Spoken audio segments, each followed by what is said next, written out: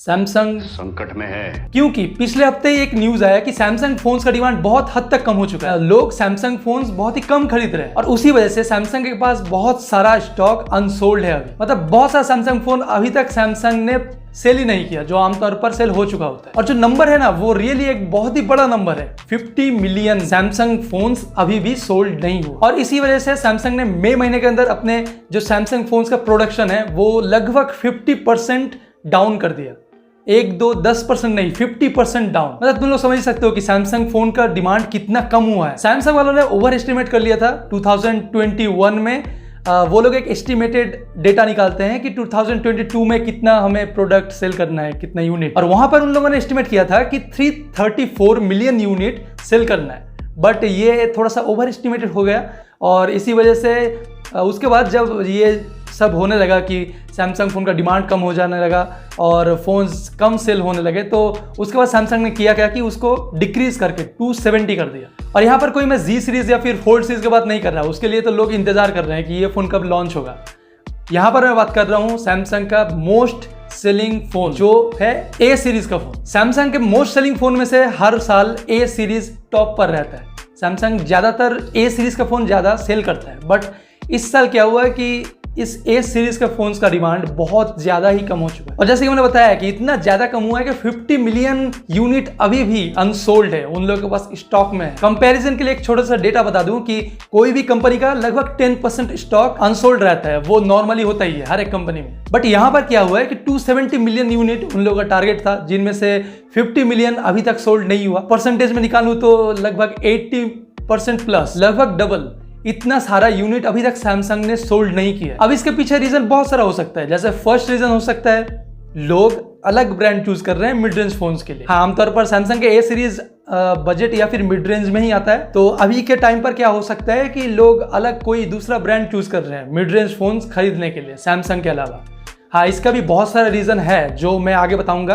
अभी दूसरा रीजन हो सकता है कि लोगों का बजट बढ़ चुका है, लोग ज़्यादा फ्लैगशिप फोन्स परचेस करने के लिए जा रहे हैं बजट के मुकाबले। और उसके अलावा ये भी हो सकता है कि लोग एक फ़ोन ज़्यादा टाइम के लिए यूज़ कर रहे हैं, तो ये सब रीज़न हो सकता है। और उसके अलावा एक सर्वे के मुताबिक 40% सैमसंग यूजर्स बोल रहे हैं कि हम सैमसंग के फ़ोन दूसरी बार नहीं खरीदेंगे। अब इसके पीछे रीज़न क्या है?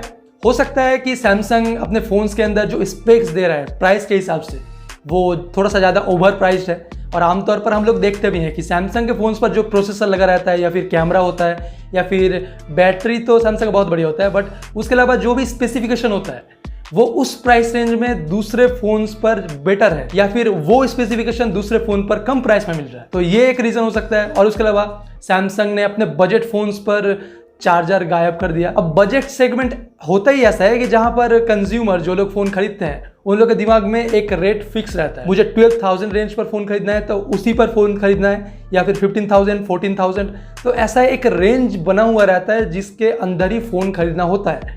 बट सैमसंग यहाँ पर क्या कर रहे हैं, चार्जर रिमूव कर दिया। अब फोन का प्राइस वैसे भी बहुत हाई है, उस प्राइस पर उसी स्पेसिफिकेशन के साथ फोन तो ठीक लगता है, बट जब चार्जर इंक्लूड कर दोगे, चार्जर का प्राइस, तब उसका प्राइस लगभग 2,000-3,000 ज़्यादा पड़ जाए। तो इससे होता क्या है कि अगर 14,000 के अंदर कोई सैमसंग का फ़ोन परचेस कर रहा है, उसके अंदर चार्जर नहीं है, तो अलग से चार्जर खरीदना पड़ता है। और अगर नहीं खरीदोगे तो फ़ोन ज़्यादा फास्ट चार्ज नहीं होगा, ज़्यादा अच्छी तरीके से भी चार्ज नहीं होगा, बैटरी पर बुरा इफेक्ट पड़ता है। तो इसी वजह से लोगों को चार्जर खरीदना पड़ता है सैमसंग का, और जिस वजह से बजट थोड़ा सा ऊपर चला जाता है, आउट ऑफ द बजट हो जाता है, मैं बोलना चाहता हूँ। और उसके अलावा एक रीज़न और भी हो सकता है फीचर्स।